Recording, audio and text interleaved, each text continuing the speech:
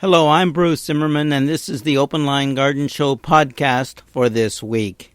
Grasses, the ornamental grasses, not the other kinds, and of course not the ones that you usually use for turf grass. Those are a whole different category. We're going to talk about the ornamental grasses you're going to mix into your borders, do edges. You're going to be able to use them as specimens in your garden, as well as focal points. Sometimes you'll use them as a ground cover. Sometimes you'll use them to hold banks, soils, etc. But also you may actually be including it in a native garden as well, or just in a wildflower garden. But they can always be mixed in and used as a contrast between other perennials, shrubs, and of course flowers and bulbs. The first one I'd like to talk about is a chorus. Now, a chorus, generally, we always talk about the variegated one. It is known as Japanese sweet flag, and it's qualified as a grass because of the long linear grass-like leaves. The stripes on it are green and white. The flowers are a green spadix, which is up to 3 inches long. The tufted growth habit is up to 12 inches tall and wide. So it's not really tall until it comes up and starts to develop flowers. It requires a moist to wet soil, partial shade to full sun. So it makes an excellent grass for the edges of gardens, etc. Or anywhere in a boggy area, maybe a rain garden, or just a low spot where it's always moist. So there is a couple that you should look at as well. Now, there is some issues with hardiness. Some people say it's hardy to zone 6. Other people say that it's hardy to zone 5. So it might be more of a grass that you're going to use in a protected area. A lot of the ornamental grasses are actually hardy to about zone 5 or 6. These are the little more unusual ones. And the more common ones, of course, you know in your garden, and very tough and easy to blend in. So, Acorus variegatus, the Japanese sweet flag, is the first grass that you can take a look at in your garden. Now, there are variegatus, okay, and then there is also Minimus aureus, which is, of course, boggy areas, golden. And with that one, the spring, the small greenish yellow flower spikes, and architecturally fairly appealing, tolerates wet and boggy soils. Clumps of grass-like foliage will also occur on another variety called Oborozonska, and it is excellent in boggy areas. Golden green foliage, again, hardy to zone 5. Some people say zone 6. Now, the next one is a neat grass. It's one that you may or may not like, and it's really up to you. Alopecuris pratensis aureus, golden foxtail grass. This is a fine example of a grass that is hardy to zone 6 in some books, while others will actually say that it is hardy to zone 4. Question. Depends maybe on variety, but in any case, it's something you need to try. These grasses are growing and are available, by the way, in this area from nurseries selling them wholesale to other garden centers throughout Ontario, as well as across North America. Now, dense mounded plant, 18 to 12 to 18 inches tall. It blooms in spring to early summer. It has that golden foxtail grass look. It will do well in partial shade to full sun, but it likes a moist, well-drained soil. The flowers are not really that great ornamentally. but the colored leaf cultivars are good. The neatness of them is slightly questionable. You can divide this one in the spring. Self-seeding can be a problem on this one, so maybe it's slightly invasive. But then again, if it's only hardy to zone 6, that might be the controlling factor. Okay, next, let's take a look at Erianthurium. This one is actually a variegated variety. It's also known as variegated bulbous blue oatgrass or variegated oatgrass. The blades are about 1/4 of an inch to 1/8 of an inch wide and about 12 to 16 inches long. There is a light pubescence on the top and smooth on the bottom. The blue-green leaves are conspicuous with white stripes. Now, the flowers, well, okay, they're a panicle. These are more like an open panicle. They're 4 to 8 inches long, so something that you're going to notice. This one is not going to be in your face. It is a fairly open, spreading grass, and of course the main part of the grass is only 12 inches tall. It can be grown in full sun to partial shade in well-drained soil. It's tolerant of dry soils. So here again is a reason that you may want to grow this one. Its foliage is best in spring and fall. During hot summers, though, the leaf tips can actually brown. And if it becomes unsightly, you cut this plant back down, and by fall, it is regenerated and looks really good in the cooler weather. Hardy, supposedly to zone 5. Some people say zone 4. The next one is Brizia media. Brizia media is known as common quaking grass or trembling grass. It's supposedly hardy to zone 5, while others say zone 4. There are different varieties of this plant as well, but generally what you'll find that this should be planted in full sun, well-drained soil.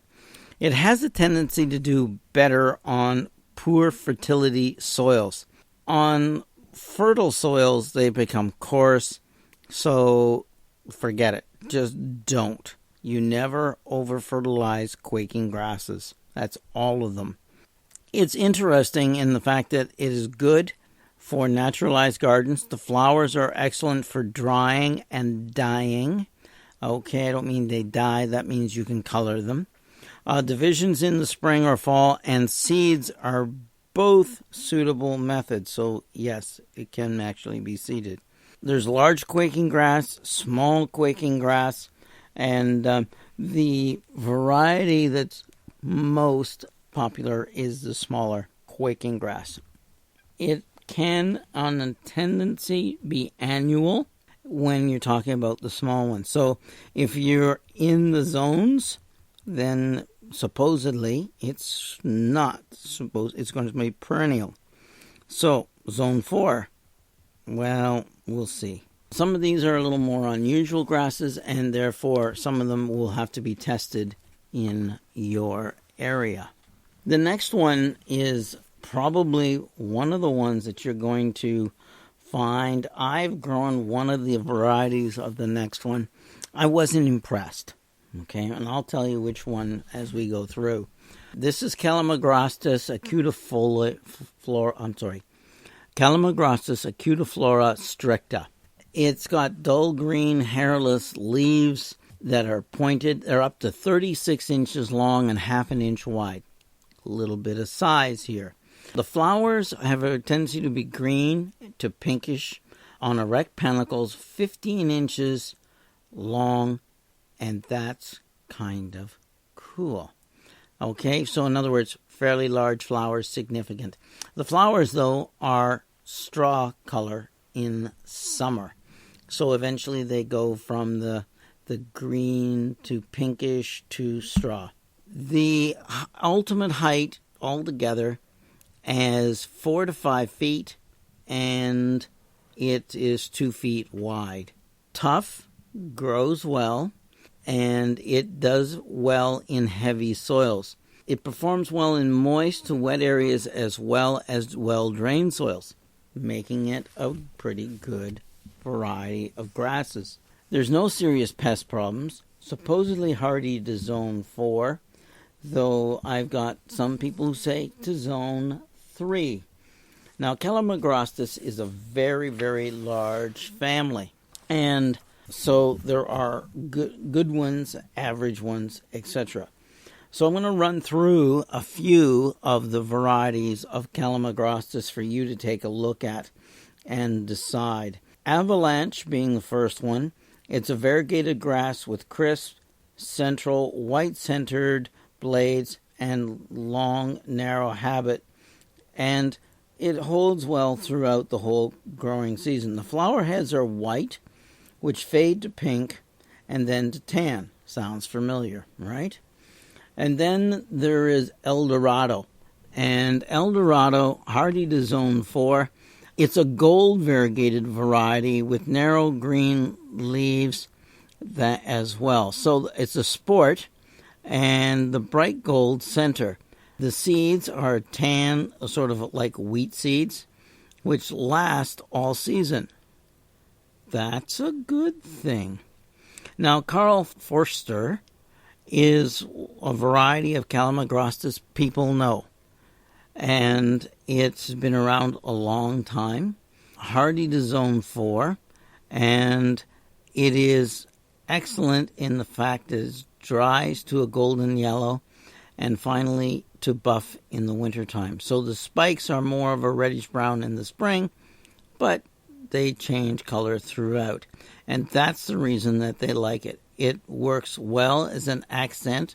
Being a meter tall, then you've got some height there. And it also tolerates drought conditions. Overdam. Now, Overdam is the Calamagrostis that I've grown that I'm not impressed with. It just doesn't turn my crank. Is there anything wrong with this one? No. It's green, variegated with white. The feathery stalks emerge reddish-brown in the spring, turn gold in the fall. It's great in mass plantings. It's fast-growing. Boring. I don't like this one. And that's just my take. If you're looking for one that is more of a native perennial grass, then you want Calamagrostis canadiensis. A meter tall, hardy to zone 3. Strong, slightly arching, upright habit. The foliage is a bluish-green in color. Dry, airy inflorescence. That means the seed head and flower heads up on top. They start purple and go to tan or a golden tan. The foliage will persist all through the fall and into the winter. So it makes it interesting. The next group is Carex. And again, it's another one that's very, very large. And I think this one is a little more of what you're looking for in a grass. I like Carexes. They are interesting. There's a wide range of different kinds. And also known, now this is where grasses become sedges. This is a fine example. Most people call sedges grasses, grasses sedges, but basically the layman knows them as grasses. This one is variegated Japanese sedge. It is a dense, tuft, mounded form, 12 to 18 inches tall. Bloom is totally insignificant. It does well in shade, which it really is uncommon for a grass. Carex will grow well in moist, well-drained soils. It's a great selection for mass plantings. Few weeds can actually compete against the thick ground cover that this one makes. It works well at the front of a shade border or in rock gardens, and you divide it in the spring. It's got no serious problems. Supposedly hardy to zone 4, but I've got most people saying hardy to zone 5. So there is a lot of different ones. And let's start with one that's been around a long time, and that's Buchanani, and that's leather or fox red sedge. This is one of the more colorful sedges. It's grown for its erect, bright, reddish-brown foliage and clumps. It's very, very narrow blades, curl at the end, and are often buff-colored, as are the flower spikes. Moist soil. That buff at the tips is usually because there's not enough moisture in the soil. It's used in the ground covers in a rock garden or a perennial garden, and that is an excellent one to contrast with other grasses, particularly those with blue foliage. Bronze, Carex bronze. This is a tufted evergreen clump of bronze reddish leaves with silver tips, drought tolerant, attractive autumn color, winter interest in the garden. Okay, take a look at it. Carex, under many different names, snowline or variegata. This is a sedge with narrow dark green foliage, silvery white margins. The leaves give this tiny sedge a light overall appearance. It's slow to grow and needs adequate moisture, but it's deer resistant. See? There is an advantage to some of these varieties. Nagashinishiki is another variety of Carex. It's a Japanese import for the shady garden. It's suitable for the sunny border as well. It has small tufts of thin, bright green leaves that have bright gold margins that are more pronounced when they're growing in the sun, and hardy to zone 5. 25 centimeters tall, if that helps you. Okay, so it's not huge. Carex aurea is probably one of the most common ones and best known. It's a dwarf sedge to 60 centimeters tall.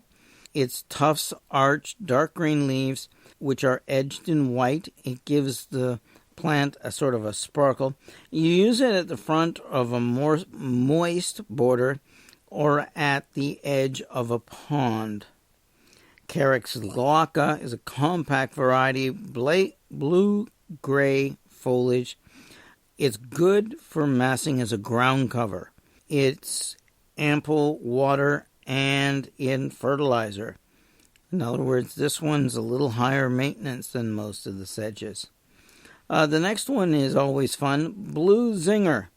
Always reminds me of red zinger tea when I say that. Carex Blue Zinger. It's a sedge cultivar, blue-green grass-like foliage. It grows in clumps. It has insignificant flowers, so we won't talk about them. It makes a great, versatile ground cover, but it's slow growing. Bunny Blue. Now, this one's hardy to zone 5, 30 centimeters tall, low-growing, mounded grass with silvery blue, narrow blades. It's a ground cover. It's a specimen plant for moist to average shady areas. Ice Dance, which is another Carex, hardy to zone 5, 30 centimeters tall, dark green leaves, bold white margins, I like that part, neat clump forming a nice perennial, grows best in moist soils, which most of them do. Palm sedge. Now this one is an interesting one. Everybody has a difficult time doing the botanical name for this one, so everybody goes palm sedge. And it's excellent under trees or for mass plantings. Now, think about this. Dark green, hardy ground cover that you can grow under trees for mass planting. You cut it back in the fall, so when the leaves fall on a deciduous tree, you're cutting it back. You can actually remove some of those excess of leaves. It gives an unusual tropical appearance with graceful clumps of divided leaves, similar in effect to papyrus. Interesting, right? Then there's the variety in the same group of Carex called Little Midge. It's a slower spreader. It likes moist to wet soils, needs ample water in hot, dry locations, can be planted directly in shallow water or in bog gardens. Has a compact and dense form, narrow, green foliage. Flowers are brown and not showy. So, and then there's Niagara. Now, Niagara, meaning black, this is a smooth black sedge. Evergreen ground cover, 25 centimeters tall, hardy to zone 4. Dark blue-green tufts that produce a black flower spike. Requires rich, moist soil, and it's used for edging and mass-orienting containers. Carex Evergold is considered one of the nicest ones. 20 centimeters tall, and the foliage is long, arches slightly upward and then out to form a wide clump. Each leaf is vividly striped dark green with a creamy gold. Dramatic sort of weeping effect is excellent in the landscape settings. It can be used in woodland borders, the rear of a water feature or mass plantings. In mid to late spring, the plant bears brown flower spikes. You may want to cut them off. Drooping sedge is pendula. It's Carex pendula.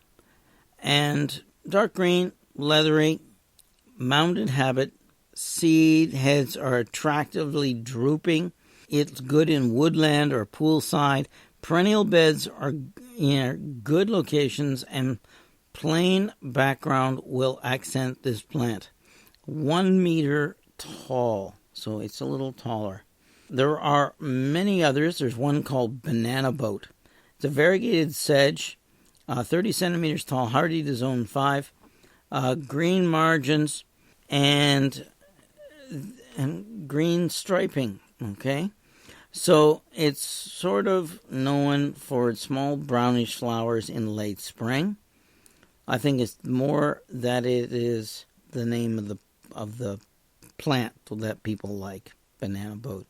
Snowcap, it's similar to banana boat, but it's all cream to bright white, wide, strappy leaves and narrow green stripes, so it's more white than green in the stripes. Dense clump, low spreading clump, deer-resistant foliage, right there, 20 centimeters, hardy to zone 5. This one I have to do because my wife says so. Carex Orange New Zealand Sedge. It's only hardy to zone 6. It's graceful, cascades. It has olive green bronze leaves that turn orange in the sun. It's ideal for spilling over rocks or in mass borders. Best colors in full sun. Pale to dark brown spikes, 60 centimeters tall in July. So definitely one that I would like to recommend if you're in zone 6 or zone 7. And of course, a moist area. I'm Bruce Zimmerman. This is the Open Line Garden Show podcast for this week.